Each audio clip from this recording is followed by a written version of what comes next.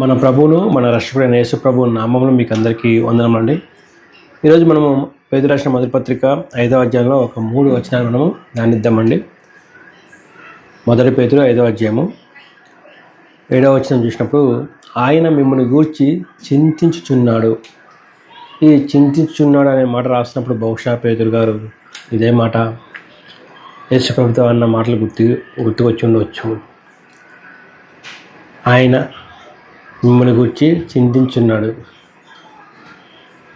సముద్రంలో ఓడలో ప్రయాణం చేసిన వచ్చిన తుఫాను బట్టి ప్రభు అక్కడ నిద్రపోయి ఉంటే, నీకు చింత లేదా ప్రభు అంటాడు. చాలా సంవత్సరాల అనుభవం తర్వాత ఆ సంఘటన గుర్తు తెచ్చుకున్నప్పుడు దేవుడు ఏ విధంగా సముద్రాన్ని గద్దించాడు, ఆయన యొక్క స్వార్థం ధ్యానించినప్పుడు ఈ అనుభవం తర్వాత రాస్తున్న మాట, ఆయన మిమ్మల్ని గురించి చింతించున్నాడు. చాలా సంవత్సరాల ప్రభుతో గడిచిన ఆ అనుభవం.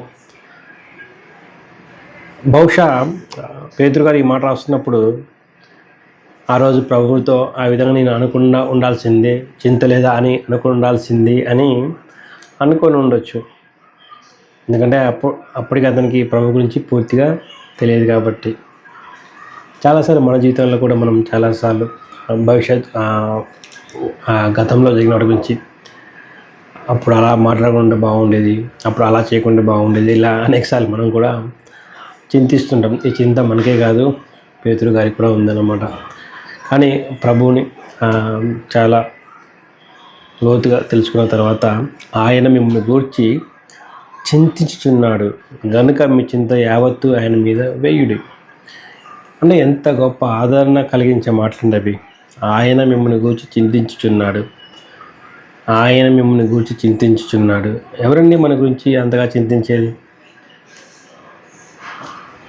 మన కోసం రక్తం పెట్టిన దేవుడు. మనం ఏమైనా నమ్మకంగా జీవిస్తున్నామంటే లేదు. కానీ ఆయన మిమ్మల్ని గూర్చి చింతించుచున్నాడు. అసలు ఆ మాట చదువుతుంటేనే దేవుడు మన గురించి ఆలోచిస్తున్నాడు. దేవుడు మన గురించి ఆలోచిస్తున్నాడు. అంటే ఈ లోకంలో సాధారణంగా ఏదైనా ఒక గొప్ప పొజిషన్ ఉన్న వ్యక్తి ఒక సామాన్యుడు గురించి మాట్లాడుకోండి, ఆ సామాన్యుడు ఆ గొప్ప పొజిషన్ ఉన్న వ్యక్తి నా గురించి మాట్లాడనేసి గొప్ప ఫీల్ అవుతుంది జస్ట్ మాట్లాడేందుకే. కానీ ఇక్కడ సృష్టికర్త తన రక్తం పెట్టి కొనుక్కున్న తన ప్రజల గురించి చింతించుచున్నాడు కనుక మీ చింత యావత్తు ఆయన మీద వేయుడి. నిబ్బరమైన బుద్ధి గల వారే మెలకువగా ఉండుడి. మెలకువగా ఉండుడి. దేని గురించి మాట్లాడుతున్నాను మెలకువ అనేది? నెక్స్ట్ చూస్తే, మీ విరోధి అయిన అపవాది గర్జించి సింహం వలె ఎవరిని మింగుదునా అని వెదకుచు తిరుగుచున్నాడు. గర్జించి సింహం వలె. ఇప్పుడు ఆ టైంలో చాలామంది హతసాక్షులు అయ్యారండి. నీరో పరిపాలిస్తున్న టైంలో, ఆ టైంలోనే ఈ పత్రిక రాయబడింది. చాలామంది హతసాక్షులు అయ్యారు. మరి వారిని అపవాది మింగివేశాడా? లేదు. దాని అర్థం కూడా మనం నెక్స్ట్ చూసినప్పుడు, లోకమందున మీ సహోదరులందు ఈ విధమైన శ్రమలే నెరవేర్చినవని ఎరిగి విశ్వాసమందు స్థిరులై వాడిని ఎదురించుడి. సో వాడు గర్జించు సింహం వల్లే ఎలా మింగుతున్నాడు? విశ్వాసాన్ని తప్పుగా చూపించేసి ఆ తప్పుడు విశ్వాసం ప్రజలను తీసుకెళ్ళి వాళ్ళని నరకానికి తీసుకెళ్తున్నాడు. కాబట్టి విశ్వాసమందు స్థిరులై వాడిని ఎదురించుడి. విశ్వాసం, మనకి ఇవ్వబడిన విశ్వాసం, ఒకటే విశ్వాసం. ఇవ్వబడిన ఆ విశ్వాసం గురించి మనం పోరాటం చేయాలి. కానీ అపవాది చాలా తెలివిగా విశ్వాసాన్ని చాలా తక్కువ చూపిస్తారండి. ఈ రోజుల్లో చాలా చోట్ల విశ్వాసం అంటే నువ్వు అనుకున్నది జరుగుద్ది, నువ్వు ప్రార్థన చేయి నువ్వు గొప్పవాడైపోతావు, నీ కారు లేదా నువ్వు ప్రార్థన చేయి కారు వస్తుంది. ఇది విశ్వాసం అంటూ దాన్ని చూపిస్తున్నారండి. వాక్యానుసారం విశ్వాసం అంటే దేవుణ్ణి వాక్యానుసారంగా ఆరాధించడం. చూడండి, లోకమందున్న మీ సహోదరులందు ఈ విధమైన శ్రమలను నెరవేర్చండి. అక్కడ చాలామంది హతసాక్షులు అవుతున్నారు, చాలామంది చంపుతున్నారు, చాలామంది అనేక శ్రమలు కూడా వెళ్తున్నారు. వాళ్ళకి విశ్వాసం లేదా? దేవుడు వారిని ఆ శ్రమ నుంచి ఎమ్మడి బయటికి తీసుకురాలేడా? మరి ఎందుకు వాళ్ళని అదే శ్రమలో ఉంచాడు దేవుడు? సో మిగతా విశ్వాసాలు రాస్తున్నాడు, మీరే కాదు వాళ్ళు అదే శ్రమలు కూడా వెళ్తున్నారు, కాబట్టి మాకెందుకు ఈ శ్రమలు వచ్చాయి అనేసి చూడండి. ఇక్కడ 4వ అధ్యాయం 12వ వచనంలో, ప్రియులారా మిమ్మల్ని శోధించడానికి మీకు కలుగుతున్న అగ్ని వంటి మహాశ్రమ గురించి మీకేదో యొక్క వింత సంబంధించినట్లు ఆశ్చర్యపడకుడి అనేసి. అంటే శ్రమలు అనేది అందరికీ వస్తున్నవి, కానీ విశ్వాసాన్ని సాధారణ చాలా తప్పు చూపించేసి నరకాన్ని తీసుకెళ్తారు. కాబట్టి మీరు విశ్వాసమందు, ప్రభు మీకు ఇచ్చిన ఆ విశ్వాసమందు మీకు కలిగిందని గట్టిగా పట్టుకున్న విశ్వాసం మన స్థిరులై వాడిని ఎదిరించుడి. అపవాది మనకు కనబడుతుందండి, కనబడ్డు. మరి వాడిని ఎదిరించడం ఏంటి? వాడు అనేక అబద్ధ ప్రవక్తల ద్వారా వచ్చేసి అనేక విధాలు తప్పుడు బోధలు చేస్తూ వాడు నరకాన్ని తీసుకెళ్తాడు. వాడేం భౌతికంగా మనకు కనబడ్డు. వాడిని ఎదిరించుడి. మరి కనబడిన వాడిని ఎట్లా ఎదిరిస్తుంటే ఈ అబద్ధ బోధకులను ఎదిరించడని, ఈ అబద్ధపు విశ్వాసాన్ని ప్రకటించాలని ఎదిరించాల్సి.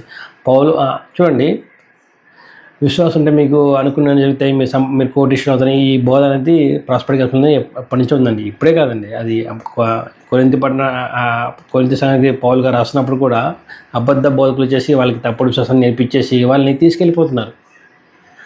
మనకి డౌట్ రావచ్చు, మరి అప్పుడు అదంతా అది శ్రమలు, అప్పుడు చాలామంది శ్రమలు కూడా ఆ టైంలో ప్రాస్పరిటీ ప్రకారం అనేసి ఈ యుగ సంబంధం అయితే మన గుడ్డిదంగా వేస్తుంది. ఇప్పటికీ ఆఫ్రికా చాలా పూర్ కంట్రీ, అక్కడ కూడా ప్రాస్పరిటీ హాస్పిటల్, అక్కడ వాళ్ళు తినడానికి తినకుండా చాలామందికి. అయినా కానీ ఈ అబద్ధ బోధకులు మీరు ఇవ్వండి, మీకు దేవుడు ఇంకా తిరిగి ఇస్తాడు, కొటేషన్లు చేస్తుంటే వీళ్ళకి తినలేకపోయినా వాళ్ళకి ఇస్తూనే ఉంటారండి. ఆఫ్రికా మన కళ్ళ ముందే జరుగుతుంది. సో ఇక మన దగ్గర కూడా ఈ శ్యామ్ కిషోర్, సామ్యాల్ పట్ట, సతీష్ కుమార్ అయితే మరీ దారుణం అండి. ఇప్పుడు విశ్వాసం చాలా తక్కువ చూపిస్తారండి. విశ్వాసం ఇప్పుడు చూడండి, ఆయన ప్రతి ఫ్రైడే దేవునితో రాత్రి అసలు టైటిల్ ఏంటో అని పెట్టేసేసి మీకు పిల్లలు లేరా, ఒక ఫ్రైడే నైట్ ప్రేయర్కి పిల్లలు లేని వాళ్ళు వచ్చే వాళ్ళకి పిల్లలు పుట్టారు అంటే ఆయన ఏదంటే అదండి అనుకూలంగా ఏదో స్పాన్సర్ చేసిన పిల్లలు పుట్టారు, ఇట్లా రకరకాలుగా పద్దానికి వాళ్ళ ఇంట్లో ఏ కార్యం కానీ ఈయనకి డబ్బులు ఇవ్వడం వల్ల జరిగిందనేసి అది అల్టిమేట్గా చూపించేసి జనాలు మోహన్ చేస్తుంటాడు.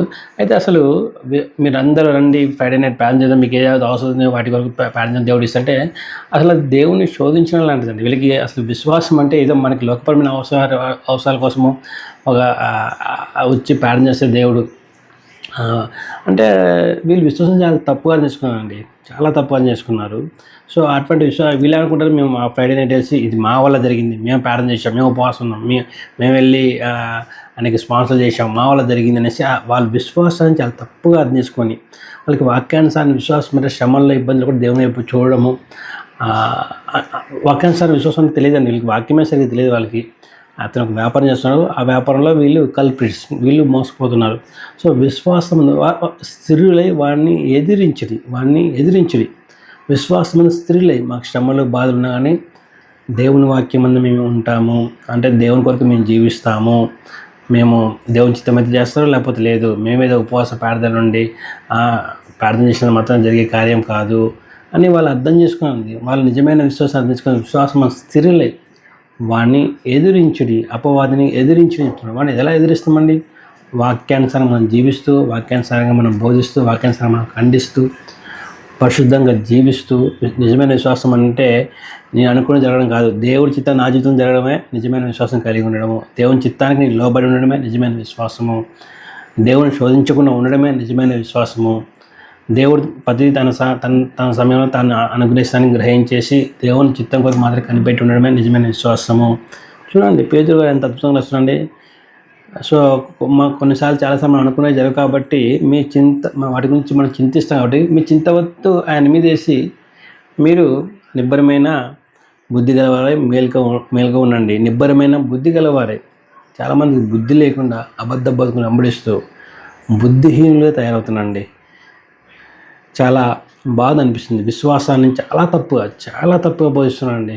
అసలు వాక్యానుసారమైన విశ్వాసం అంటే ఏంటనేది వీళ్ళకి తెలియదండి. ఎంతసేపు లోకపరమైన వాటి మీద వీళ్ళ దృష్టి పెడుతూ లోకపరమైన వాటి కొరకే ప్రార్థన చేయడం, లోకపరమైన పొందుకున్న తర్వాత మేము విశ్వాసంతో ప్రార్థన, అవి లోకంలో అన్య మతస్థులు వేరే మతస్థులు పొందుకోవట్లేదండి, ప్రార్థన చేయకుండా పొందుకుంటున్నారు వాళ్ళు. కానీ వీళ్ళు మేము ప్రార్థన చేయడం ద్వారా ఇవన్నీ మేము పొందుకున్నామంటూ ఆ ఒక తప్పుడు విశ్వాసాన్ని వాళ్ళకి జనాలు చూపిస్తూ దాని మీద డబ్బులు సంపాదించే వాళ్ళు లెక్కలేనంత మంది ఉన్నారు అబద్ధ బోధకులు. కానీ పేతురు గారు మీ సహోదరులు కూడా అదేవిధంగా శ్రమకుండా వెళ్తున్నారు, మీరు కూడా శ్రమకుండా వెళ్తున్నారు. కాబట్టి ఎవరైనా వచ్చేసి మీ శ్రమలను దేవుడు టక్కుని తీసేస్తాడు, మీరు శ్రమల్లో వెళ్తున్నా అంటే మీరు ఏదో పాపంలో చూసినా కాబట్టి, లేకపోతే మీ పట్ల దేవుని కృప లేదు అనేసి అలాంటి మాటలు చెప్పినప్పుడు అవి అబద్ధ బోధకుల మాటలు. వాటిని నమ్మకండి. మీరు విశ్వాసమందు స్థిరులై వాడిని ఎదిరించేసి ప్రభు కొరకు జీవించండి అని ఎంత చక్కగా హెచ్చరిస్తున్నాడు. ఎంత చక్కగా హెచ్చరిస్తున్నాడు. కానీ ఈ రోజుల్లో విశ్వాసం అంటే తప్పుగా బోధిస్తున్నారు, నమ్మకం అంటే తప్పుగా బోధిస్తున్నారు, శ్రమలు అంటే తప్పుగా బోధిస్తున్నారు. చాలా వాక్యాలను వర్గీకరించేసి అపవాది గర్జించే సింహం వల్లే వాడు వచ్చేసి భౌతికమైన అటాక్స్ ఏం చేయడండి, మైండ్లో వాళ్ళ యొక్క తప్పుడు భావం కలగజేస్తే అది సరిపోద్ది. వాడు నరకానికి వెళ్ళడానికి వాడు బైబిల్ లేకుండా చేయాల్సిన అవసరం లేదు. ఒకని యెహోవా సాక్ష్యం మారుస్తే, మోర్మన్గా మారుస్తే, బ్రహ్మామెన్స్గా మారుస్తే, వాడి చేతిలో బైబిల్ ఉంటుంది కాబట్టి నరకానికి వెళ్తారు. అదే ఒకరిని సతీష్ కుమార్ భక్తులు మారుస్తే, ఒకరిని బెల్లంపల్లి దగ్గర తీసుకెళ్తే, ఒకరిని శ్యామ్ కిషోర్ దగ్గర తీసుకెళ్తే, ఒకరిని సామ్యూయల్ పట్టు దగ్గర తీసుకెళ్తే చాలు, ఇక వాళ్ళు బైబిల్ పట్టుకుని వాళ్ళతో పాటు నరకానికి వెళ్తారు. కాబట్టి అండర్స్టాండింగ్ తప్పుగా చేసుకునేలా చేసేసి ప్రజల్ని నరకానికి తీసుకెళ్తారు. కాబట్టి ఆ గర్జించే సింహం వల్లే వాడు ఎవరిని మింగుదునా అని వెతుకుతూ తిరుగుతున్నాడు. కాబట్టి విశ్వాసం స్థిరులై వాడిని ఎదిరించిది. దేవుని తప్పుగా చూపించే వాళ్ళని, విశ్వాసాన్ని తప్పుగా చూపించే వాళ్ళని ఎదిరించండి. అటువంటి కృప ప్రభు మనకు అందరికి ఇవ్వాలని కోరుకుంటున్నాను. ప్రభు కృప మీకు కలుగును గాక.